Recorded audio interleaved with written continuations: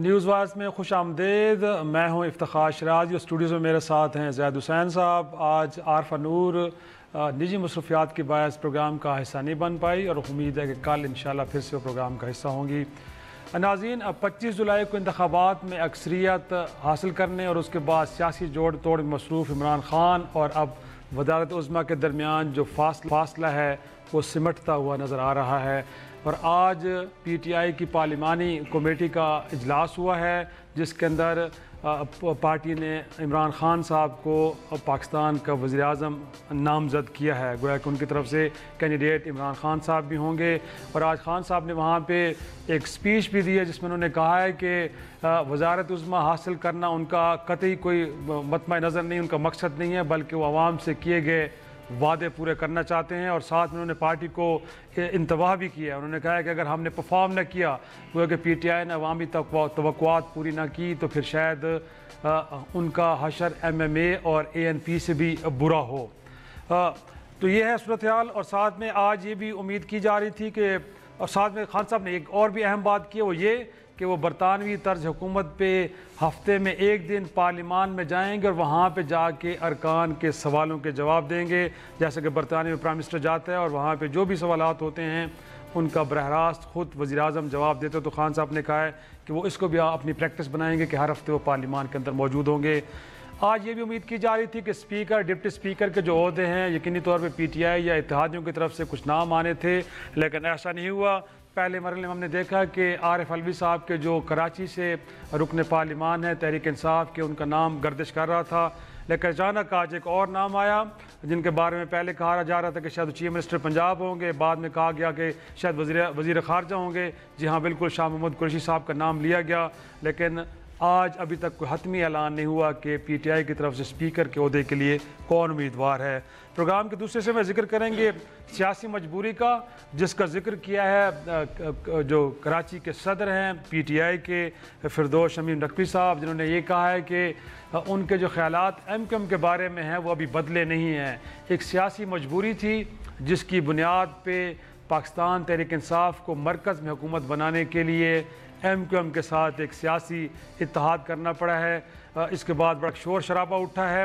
अगरचे तहरीक इंसाफ ने फौरी तौर पे शमीम नकवी साहब के इस बयान से इजहार ला ताल्लुकी किया है, लेकिन सवाल ये उठता है कि वो इत्तेहाद अभी बमुश्किल बन ही पाया है, आगे चल के कितनी देर तक कायम रहता है। और वो 6 सीटें MQM की जो बड़ी ज़रूरी हैं खान साहब के लिए मरकज़ में अपनी हुकूमत बनाने के लिए, उसको कायम रखने के लिए, वो कितनी देर तक खान साहब के साथ चल पाएंगी।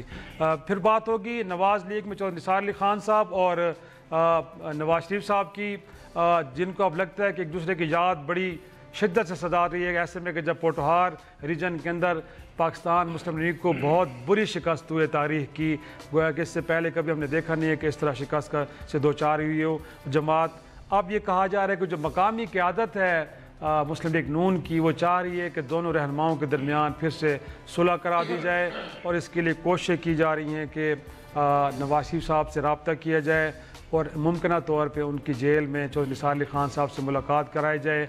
और फिर NA-59 जिसका ज़िमनी इलेक्शन भी होना है, उम्मीद ये की जा रही है कि सरवर खान साहब जो PTI के वहाँ से जीते हैं वो ये सीट छोड़ेंगे और यहाँ से चौधरी निसार अली खान साहब को नून लीग के टिकट पे इलेक्शन लड़ाया जाए। तो इसके लिए कोशिशें हो रही हैं, कितनी बारावर होंगी और क्या ये मुमकिन भी है कि नहीं, इस पर भी बात होगी। और प्रोग्राम के आखिरी से मैं जिक्र करेंगे हम JIT का। जी हाँ, बिल्कुल, JIT का नाम अब पाकिस्तान के अंदर को ज़्यादा अजनबी नहीं है। आपने देखा है कि इससे पहले एक JIT बनी थी जिसके नतीजे में तहकीकात हुई और उस वक्त के प्राइम मिनिस्टर जो डिस्क्वालीफाई हुए, उसके बाद आज अडियाला जेल में हैं। अब एक और JIT का जिक्र हो रहा है। जी हाँ, कुछ 29 अकाउंट्स हैं जिनके ज़रिए कोई 35 अरब या उससे भी ज़्यादा की रकम बैरून मुल्क भेजी गई है, मनी लॉन्ड्रिंग की गई है। और उसमें नाम आ रहे हैं साबिक सदर आसिफ अली जरदारी साहब और उनकी हमशीरा फरियाद टालपुर साहबा का। और आज जब ये केस सुप्रीम कोर्ट में सुना गया है तो चीफ जस्टिस ऑफ पाकिस्तान ने कहा है कि बेहतर ये होगा कि इस मामले पे भी एक JIT बना दी जाए ताकि तमाम अवाम के सामने आए। तो पहले चल रहे अपनी टॉप स्टोरी की तरफ।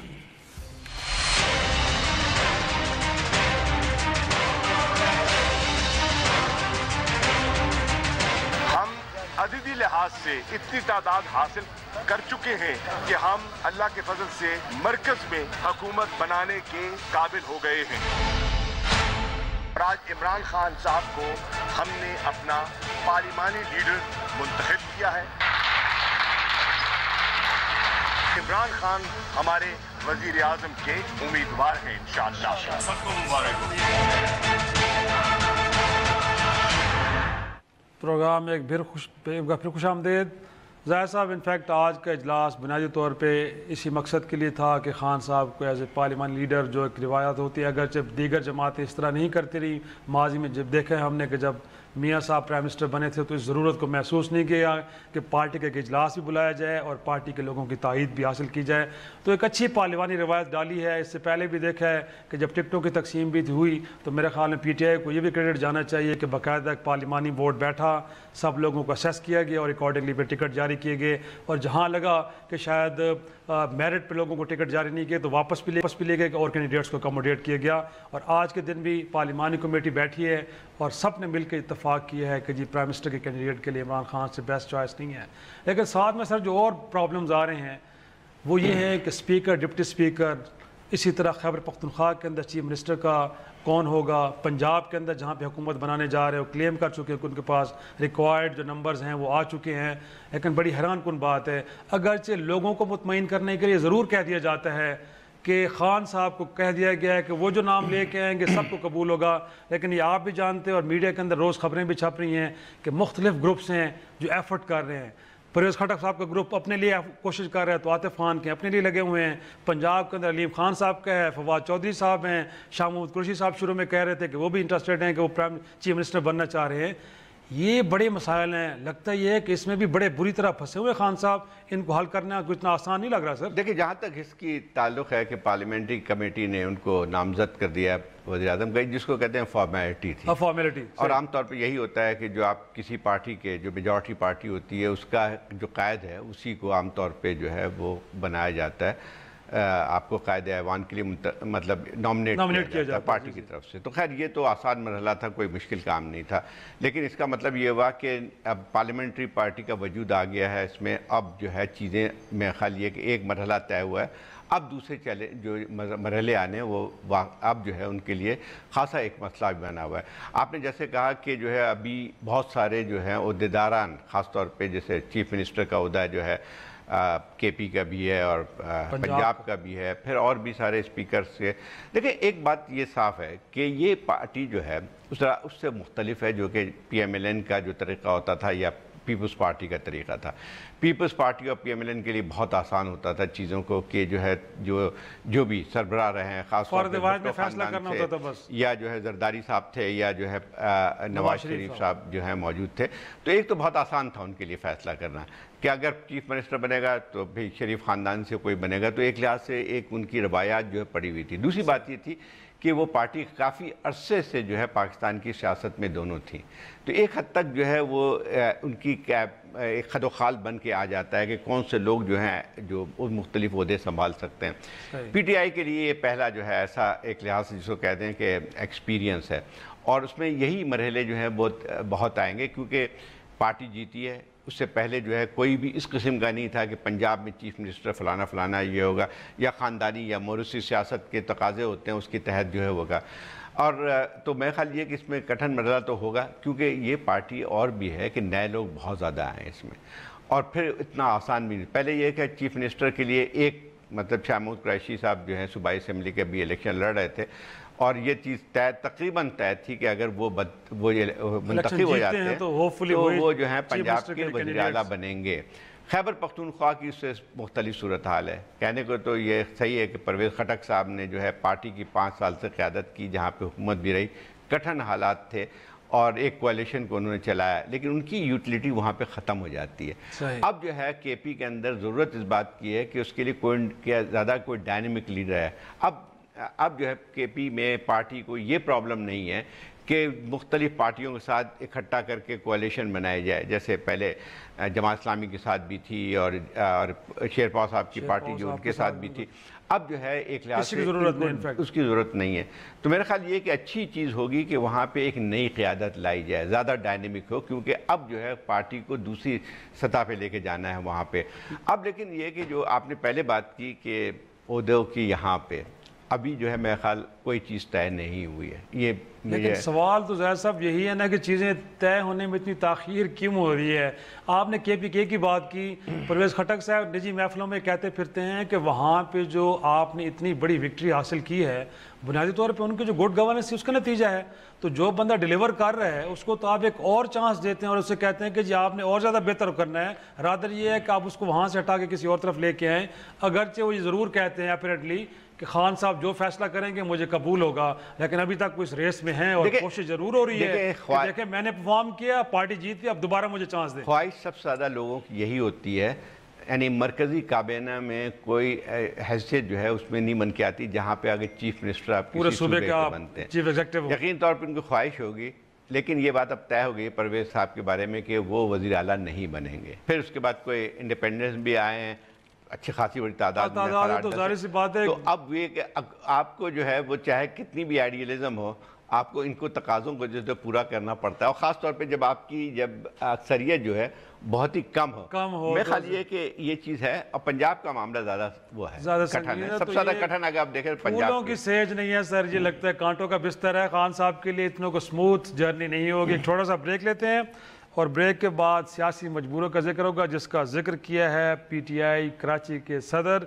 फिरदौस शमी नकवी साहब से कि जो MQM के साथ सियासी इत्तेहाद है, मजबूरी है, क्या करें, वरना ख्यालात उनके इस पार्टी के बारे में वही पुराने हैं जो आज से पहले थे। एक छोटी सी ब्रेक कितनी मुश्किल सूरत हाल पैदा कर सकते हैं ये बयान खान साहब के लिए।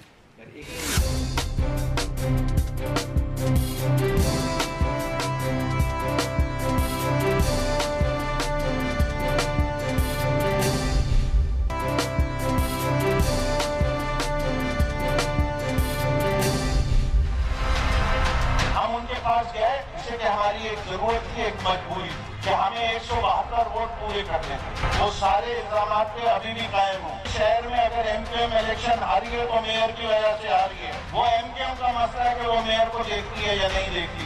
PTI अपने किसी अल्फाज से नहीं हारी। ऐसी कोई मजबूरी नहीं है। हम तो कराची के इंटरेस्ट में हमने मायदा किया, कराची के अंदर अंडरस्टैंडिंग पैदा करने के लिए मायदा हुआ, कोई मजबूरी नहीं है।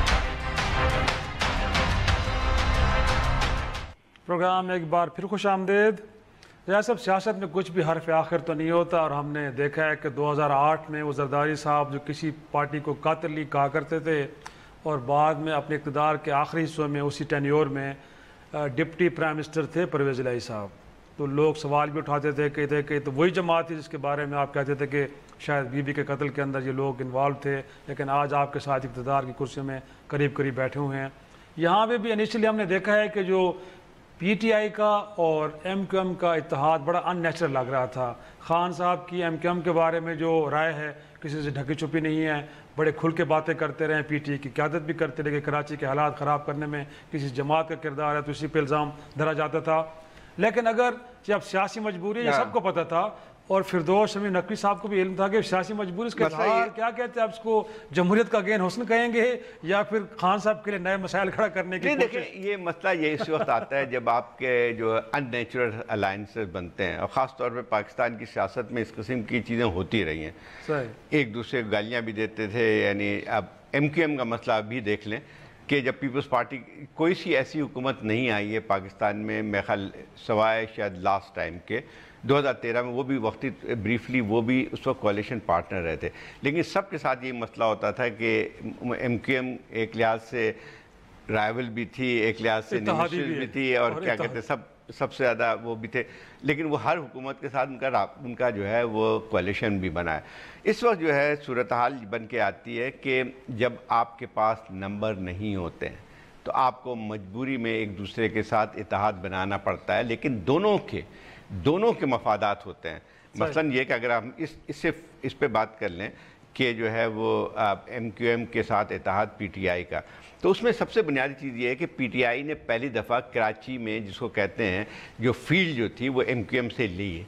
मतलब 21 में से 14 जो है आपके अराकीन मुंतखब होते हैं PTI के, जो कि एक तब्दीली के लिए बात होती है। उसकी और बहुत सारी वजूहत हैं जो हम पहले बात कर चुके हैं। लेकिन उसमें बात ये आती थी कि जो है इसके बावजूद भी कि PTI को चाहिए थे नंबर्स। अगर MQM के 6 मेंबर नहीं होते हैं तो इनको, मैं तो ये नहीं कहूँगा कि उनको हुकूमत नहीं बना सकते थे, लेकिन बहुत सारी और मुश्किलात पड़ती। MQM के सामने रास्ता क्या था, दोनों तरफ से आप जरा देखें। MQM के जो है मेजर प्रॉब्लम जो आती है वो पीपल्स पार्टी की गवर्नमेंट जो कि सिंध में है उसके साथ बन के आती है, और उसकी ताकत भी अब वो भी नहीं है जो पहले हुआ करती थी कि आपके पास 20-25 आपके अराकीन होते थे और जिसके बगैर कोई हुकूमत चल नहीं सकती थी। वो भी अब वो जो कम हो गए, जो बार्गेनिंग पॉइंट थी वो भी कम हुई उनके अपने। तो अब मसला ये था कि ये जो बातें हुई हैं वो हकीकत में यही है जो फिरदौस नकवी साहब ने बात की है उस पर तनकीद, मतलब ये तो कहा जा सकता है कि एक टैक्टिकली गलत एक था, इस वक्त नहीं कहना चाहिए था। इस किस्म की सियासी जो सूरत हाल है उसमें इस किस्म के बयानात जो हैं नुकसानदाह साबित होते हैं, लेकिन बात हकीकत यही है कि जो है उनको वोट की ज़रूरत थी, उन्होंने MQM के साथ बनाया। उसकी एक और वजह भी है फिरदौस नकवी की, अगर आप तकरीर देखें एक बहुत साफ बात है कि एक पार्टी को वोट दिया गया है PTI के, एक रिएक्शन भी था जो लोगों ने रिएक्ट किया MQM के खिलाफ। अब वो सवालात जब आते हैं तो जब आप वोटर्स की तरफ से या उन लोगों की तरफ से जो है जिनके लोगों आपने मुतहरिक किया था उनको MQM के खिलाफ आपने वोट दिया, तो फिर लेकिन उसमें सियासत मसलिहत पसंदी भी होती है। मेरे ख्याल इस पर बयान ना देते तो बेहतर था, पार्टी के लिए बेहतर सूरत हाल थी। लेकिन ये इफ्तिखार एक और बात मैं कह लूँ जो हमने सेगमेंट में रह गई थी, उसमें एक बात थी कि जो इमरान खान ने बात की है आज, एक सबसे अच्छी जो चीज़ लगी कि वो पार्लियामेंट को अब उनको समझ में आने लगी है कि पार्लियामेंट कितनी ज़रूरी चीज़ बन के आती है। एक पार्लियामेंट्री डेमोक्रेसी में जब तक आप पार्लियामेंट को स्ट्रेंथन नहीं करेंगे, जब पार्लियामेंट में नहीं बैठेंगे, उस वक्त तक जमहूरियत नहीं चल सकती है, ना ही आपकी हुकूमत मजबूत हो सकती है। बहुत अच्छा फैसला है कि वो जाके जो है हफ्ते में एक दफ़ा जाएंगे और वहाँ पे जो भी बयान देंगे, और उनको और भी चाहिए कि उसके बाद ऐसे जो भी मसाइल हों, जो भी क्रिटिकल जो है नेशनल पॉलिसी के जो भी ऐसे इश्यूज हों उसको पार्लियामेंट के अंदर डिस्कस करना चाहिए। ये बड़ी तब्दीली है इमरान खान साहब ने, क्योंकि इमरान खान से रहे हैं पार्लियामेंट में, पहले भी रहे थे, 2002 के इलेक्शंस में भी इलेक्ट होकर आए थे, उस वक्त भी 4 या 5 दफ़ा उन्होंने पार्लियामेंट में हाज़िरी दी थी। और उसके बाद जो एक बड़ी अपोजिशन होने की हैसियत से जो है ये 2013 के जो इलेक्शन के बाद वो शायद 3 दफ़ा उस पार्लियामेंट में गए। मेरे ख्याल अच्छी बात है कि उन्होंने सबक सीखा है, और मेरे ख्याल सबक भी उन्होंने नवाज शरीफ साहब से सीखा है कि जो पार्लियामान नहीं गए वो भी 4-5 बार गए हैं, और बहुत सारे अहम इशूज फिर पार्लियामान से किसी और फोरम में मुंतकिल हो गए, अपने नतीजे साहब के सामने। वही बात आती, शायद ये सबक बहुत अहम है ना सर। और दूसरी एक और बात भी करनी चाहिए, इमरान खान को जो है अपोजिशन बहुत मजबूत है, उनको ये भी थोड़ी सी करनी पड़ेगी कि अहम कौमी मामलात में आपको अपोजिशन से भी बात करनी पड़ेगी।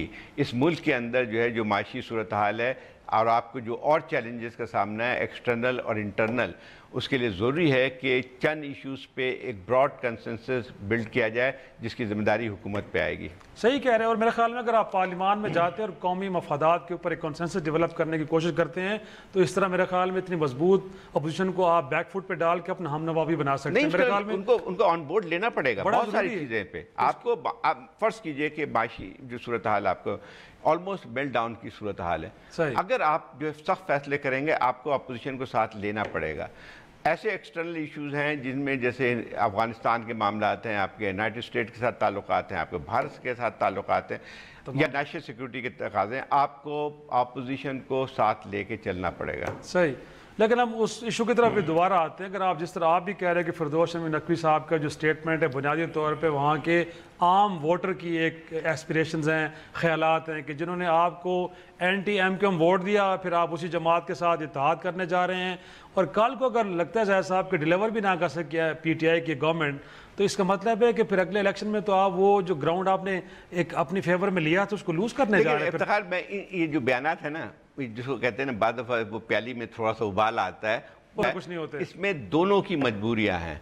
और जब होता है ना जैसे आप कोई ना चाहते भी आपको इकट्ठा रहना पड़े तो उसमें बहुत सारी ये भी बिटरनेस भी आती है, बहुत सारी चीज़ें आती हैं, लेकिन दोनों के लिए इसके अलावा ऑप्शन नहीं है कि साथ मिल के चलें। दोनों की मजबूरियाँ एक की नहीं है, PTI की उतनी मजबूरी जितनी कि MQM की, और यकीनी तौर पे कड़वे कसीले बयानात को नज़रअंदाज करके दोनों जमातों को आगे बढ़ना होगा, क्योंकि इसी में दोनों की बका है। एक छोटा सा ब्रेक लेते हैं, और ब्रेक के बाद तो निसार अली खान और नवाज शरीफ साहब की सुलह क्या वाकई दोनों रहनुमाओं की दूसरे की याद भी सता रही है, और पार्टी रिवाइवल के लिए इनका मिल बैठना कितना अहम होगा। एक छोटी सी ब्रेक के बाद जैसा साहब से इस नुक्ते पे भी इनपुट लेंगे। निसार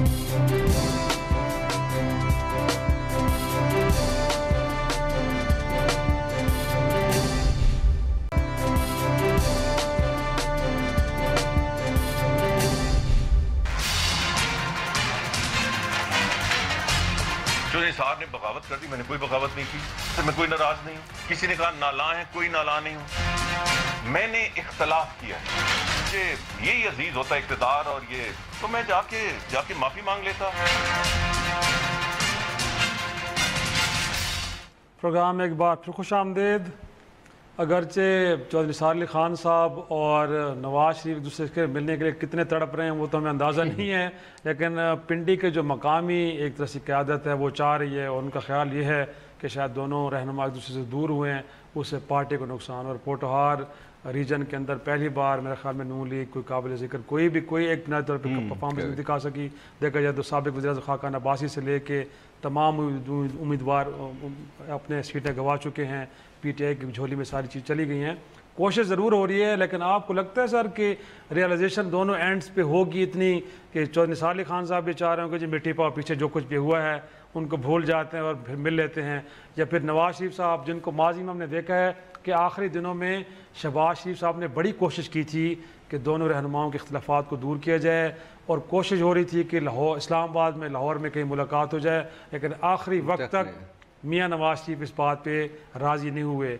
अब पार्टी को शिकस्त हो गई, अगर जिसके बाद लोग दिल नरम कर लेते हैं। देखिए, आपको लगता है ऐसे कुछ होगा? देखिए, एक बात तो बहुत साफ है कि जैसे आपने पहले कहा कि इससे बदतरीन शिकस्त कभी हुई नहीं है। पिंडी पूरे वाइप आउट हो गए, जी जी बिल्कुल। मेरे ख्याल इनको एक सीट भी शायद नहीं मिली है, सवाए चौधरी निसार की सूबाई असेंबली की एक सीट।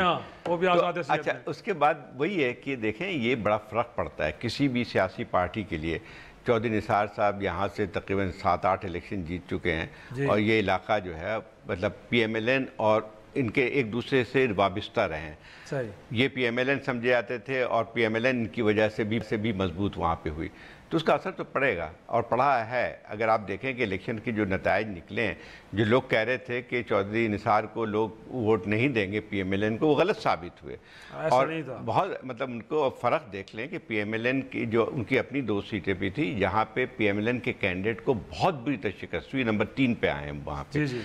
तो वही बात आती है कि जब और कारकुन और अगर पार्टी में बहुत बड़ी तादाद में ऐसे लोग थे जो नहीं चाहते थे कि चौधरी निसार साहब के साथ वो सलूक किया जाए जो हुआ है। सही। मतलब कोशिशें भी की गई थी। एक वक्त में आप जैसे बात कर रहे थे कि ये भी कहा गया था कि शहबाज शरीफ साहब ने राज़ी कर लिया था कि उनको टिकट मिलेगा, फिर वो जो है वो उस पर कुछ फिर हालात बिगड़ गए, उस जगह पे किसी को टिकट नहीं दिया गया था, याद होगा? याद है बिल्कुल। फिर उसके बाद जो है मालूम हुआ कि लंदन से कॉल आई और उसके बाद फिर मामला हो गया। अब जो है मैं नहीं समझता हूँ कि नवाज शरीफ साहब और चौधरी निसार साहब में कोई वो जो है मसालियत हो सकेगी। वो अलग बात है कि इस पार्टी के अंदर काफ़ी बड़ी तादाद, मैं जो उन लोगों की बात कर रहा हूँ जो सीनियर लोग हैं उनमें, तो उनकी कोशिश ज़रूर रहेगी कि जो है चौधरी निसार साहब को अब पार्टी के फोल्ड में वापस लाया जाए। लेकिन जो हालात हो चुके हैं उसके बाद मेरा ख्याल दोनों का रहना नवाज शरीफ साहब को और चौधरी निसार को एक ही पार्टी के अंदर वो मेरे ख्याल मुश्किल नज़र आता है। अब वो मसालियात का वो दौर ख़त्म हो चुका है क्योंकि बहुत ज़्यादा तलखियाँ हो गई हैं, बहुत तलख। अगर वक्ती तौर पे चलिए जो कुछ हो गया जिसको कहते हैं ना आपने गले मिलवा दिया, तो भी उसके असरात जो कुछ हो चुका है उसका नहीं जाएगा इसमें। लेकिन वो एक आध बयानात नहीं है बल्कि पूरे एक साल की पूरी एक मुहिम है जिसके अंदर 2 तरफ से मुख्तलिफ बयानात आते रहे हैं। लेकिन 59 में NA-59 में इलेक्शन दोबारा भी होने हैं। कहा यह जा रहा है कि अगर वहाँ से ये टेक्सला की सीट जो भी छोड़ते हैं सरवर खान साहब, वहाँ पे दोनों सीटों पे इलेक्शन लड़ते रहे हैं, एक तारीख है उनकी। अब आपको लगता है मियाँ नवाज शरीफ अब जेल में हैं, टिकटों की तकसीम का मामला अब शहबाज शरीफ खुद तय कर लेंगे और फिर जैसे कहा जा रहा है कि या तो यह है कि निसार अली खान साहब को नून लीग का टिकट जो कि क्लेम करते हैं कि वो पार्टी से बाहर नहीं निकले, इख्तलाफात ज़रूर उनके हैं लेकिन पार्टी उन्होंने छोड़ी नहीं है और ना ही नून लीग ने यह कहा है कि हमने उनको पार्टी से निकाल दिया है। या तो टिकट उनको दे दें या फिर वहाँ पे किसी को कैंडिडेट अपना नामजद न करे नून लीग। ये मुमकिन हो सकता है आपको, क्योंकि फैसला अब शहबाज शरीफ ने करना है और पहले जैसे आप भी फरमा रहे थे कि इनिशियल लिस्ट के अंदर ने 59 से और टेक्सला से किसी को भी नून लीग का कैंडिडेट नहीं बनाया गया था, बट लंदन से कॉल आई फिर किया। अब लंदन से कॉल करने वाले जेल में हैं, तो अब उनका उस तरह तो शायद आपको लगता वो है तो नहीं कहूँगा, लेकिन ये ज़रूर है कि एक हद तक जो जिसको कहते हैं मसलहतन की जा सकती है, वो ये है कि उनके खिलाफ कोई कैंडिडेट ना लाया जाए। इससे फितरी सी बात है, लेकिन ये मुमकिन नहीं है कि उनको PMLN का टिकट दिया जाए और PMLN के टिकट से वो इलेक्शन लड़ें। दोनों के लिए मुश्किल है। हद से हद ये हो सकता है जिसमें जिसको कहते हैं वक्ती तौर पे जो एक्सपीडियंसी कह लें, वो ये होगी कि जो है उनको मुकाबला ना किया जाए। लेकिन वही बात आती है कि PMLN का अभी बहुत सारे मसाइल हैं और इलेक्शन तो अभी ख़त्म हुए हैं, अभी भी चल रहा है मामला, अभी पार्लियामेंट के अंदर जो है फिर जो हस्ब इख्तिलाफ बने उसमें बहुत सारे मसाइल अब उठ के आएंगे। और भी जो चीज़ें दबी हुई थी, इस वजह से दबी हुई थी, उसमें लोग जो आप बात नहीं कर रहे थे उनको इलेक्शन में फोकस था पूरा। अब इलेक्शन ख़त्म हो गए हैं, एक चीज़ जो है लाजमी तौर पे जो आएगी, पहली बात ये आएगी कि हम क्यों हारे, एक तो ये आएगी। दूसरी बात ये भी आएगी कि जो है क्या पॉलिसी वो सही थी नवाज शरीफ साहब की, या ये भी एक सवाल पैदा होगा कि क्या शहबाज शरीफ साहब क़यादत करने के काबिल हैं, अहल हैं। ये 3-4 सवालात जो हैं वो बहुत ज़्यादा रहेंगे। पहले जो है हल्की ज़बान पे बात होती रही थी पार्टी के अंदर, जो है खुसर फुसर बहुत दिनों से चल रही थी, लेकिन उस वक्त तो ये बातें नहीं आ सकती थी। अब जो है ये सवालात उठेंगे। दूसरी बात और भी आती है कि PMLN और पीपल्स पार्टी का जो इत्तेहाद बना है उस पर भी दोनों पार्टियों के अंदर सवालात उठेंगे कि भाई ने इनके साथ कैसे इत्तेहाद बनाया। सही। तो ये सारी चीज़ें जो हैं पेचीदगियाँ रहती हैं, और ख़ासतौर पे जब हार जाती है कोई पार्टी तो उसमें उसके अंदर इस किस्म के सवालात, जीतने के बाद तो सभी खुश हो जाते हैं और हारने वालों पे तो वैसे भी सवाल उठने चाहिए सर। यही तो परफॉर्मेंस का एक जांचने का तरीका होता है ना, कि अगर आप अच्छा कर रहे होते तो यकीनी तौर पे जीत आपकी होती है, अगर आप हारे हैं तो यकीनी तौर पे कोई खामियां तो होंगी। लेकिन वो नवाज शरीफ साहब के जो वोट की इज्जत देने की बात कर रहे थे और बार बार आवाम से कह रहे थे कि वो वोट की इज्जत देने की कैंपेन चला रहे हैं, अब इलाके के लोग भी उनसे अपनी राय की इज्जत मांगेंगे ना, यकीनी तौर पे बिल्कुल मांगेंगे। लोग ये कह रहे हैं कि उनकी अगर ये ख्वाहिश है कि दोनों रहनुमा मिल जाएं, तो अब ये मियाँ साहब का भी इम्तिहान है कि क्या अवामी राय को इज्जत देने के वो मूड में है कि नहीं है। देखो ये बात बिल्कुल सही है। अब एक और बात भी कि हालांकि PMLN हुकूमत बनाने में कामयाब नहीं हो सकी है, लेकिन ये बात भी सही है कि पंजाब की बहुत बड़ी पार्टी अभी मौजूद है वो, बल्कि अगर देखा जाए तो PTI और PMLN के वोट का डिफरेंस पंजाब में बहुत ज़्यादा नहीं है। 1 करोड़ 60 लाख 1 करोड़ 28 लाख पंजाब के लिए, तो पूरे मुल्क के पंजाब के अंदर भी ठीक है। पंजाब में बल्कि हो सकता है अगर थोड़ा सा और कैलकुलेट करें तो उनको PMLN को शायद ज़्यादा वोट मिले हैं। तो वो सारी चीज़ें हैं जो कि फिर उनको ये ज़रूर है कि एक सहारा तो है कि ये पार्टी ख़त्म नहीं हुई, वो हाल नहीं हुआ है जो पीपल्स पार्टी का 2013 में हुआ था। एक छोटा सा ब्रेक लेते हैं, ब्रेक के बाद एक और JIT बनने जा रही है जिसमें कहा जा रहा है कि कुछ फेक अकाउंट्स के ज़रिए अरबों रुपए मनी लॉन्ड्रिंग की गई है, और इसमें नाम आ रहे हैं साबिक सदर आसिफ अली जरदारी साहब के और उनकी हमशीरा फलियात डालपुर साहबा के। एक छोटी सी ब्रेक लेते हैं, ब्रेक के बाद उसको डिस्कस करते हैं।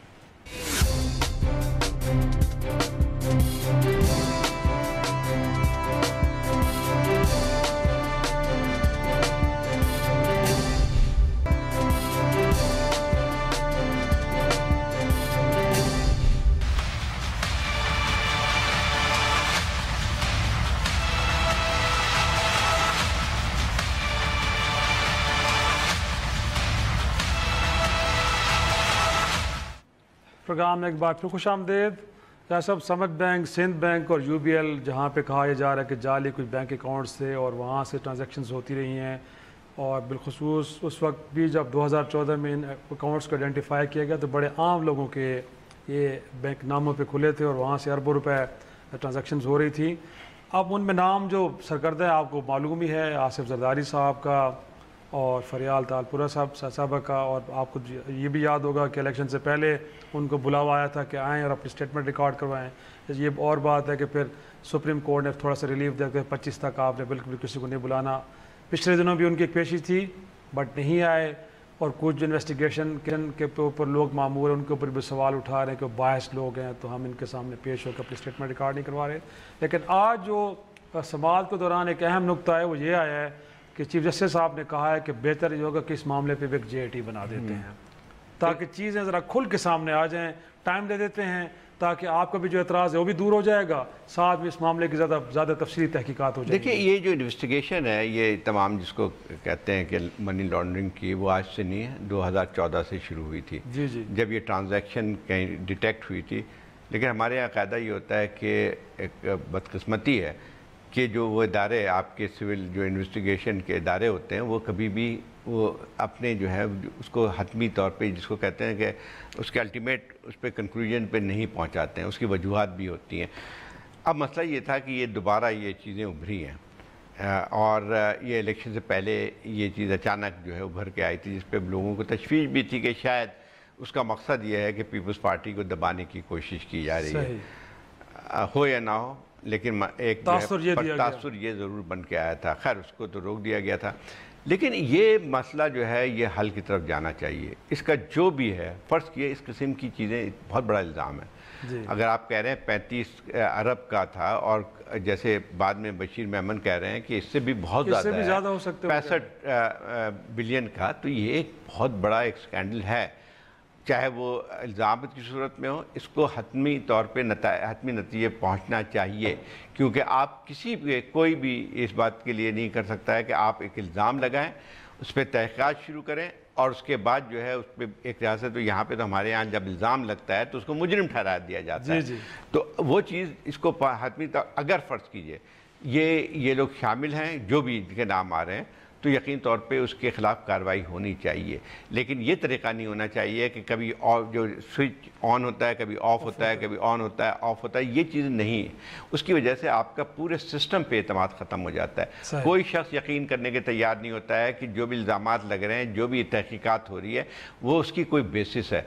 तो मेरा ख्याल ये होना चाहिए। लेकिन एक और चीज़ भी आती है कि हमारे यहाँ बदकिस्मती वही है कि FIA भी है यहाँ पे, और आपकी जो है FBI भी है, FBI कह रहे हैं, सॉरी, आपके नैब की बात कर रहे हैं। नैब की नहीं, ये इसके आपकी जो टैक्सेशन जगह है, FBR की बात कर रहे हैं। FBR की भी है आपकी। वो तमाम चीज़ें जो हैं वो आपकी मौजूद हैं। ये इदारे इतने मजबूत होने चाहिए कि बज़ाते ख़ुद वो तहक़ीक़ात करके इस चीज़ को हतमी तौर पर पहुँचाएँ। एक अजीब सूरत हाल हो गई कि हर चीज़ सुप्रीम कोर्ट में चली जाती है और JIT बननी शुरू हो जाती है। JIT, जैसे आपने कहा, मजाक सा एक बन गया है कि कोई चीज़ को अगर हल नहीं करना हो तो JIT बना दिया जाए, या उसको मुतनाज़ा बनाना हो तो JIT बना दिया जाए। JIT तो इसका मतलब ये हुआ कि JIT बनाने का मकसद यही है कि आपके जो दूसरे इदारे जिनका ये काम है, FIA है, FBR है, जिनका काम होना चाहिए था, वो काम नहीं कर रहे हैं। बहुत बड़ा सवालिया निशान बन के आता है। क्या उसकी वजह यह है कि ताकतवरों के खिलाफ कोई कार्रवाई नहीं हो सकती, या ये है कि सिर्फ ये मसाइल इस वक्त उठाए जाते हैं कि सियासी मसलहत की बुनियाद पे? ये दोनों चीज़ जो हैं एक हमारे यहाँ नज़र आती है। ये होता भी रहा है कि सियासी मसलहत की बुनियाद पे आप केस बनाते हैं, फिर मालूम हुआ कि अभी आपको याद होगा 3 साल पहले सिंध में बहुत बड़े पैमाने पे रेड्स हुए, सरकारी मुलाजमों को उठाया गया, कुछ भाग गए थे, कुछ ये था वो था। उसके बाद तहक़ीक़ात का कहीं भी पता नहीं चला।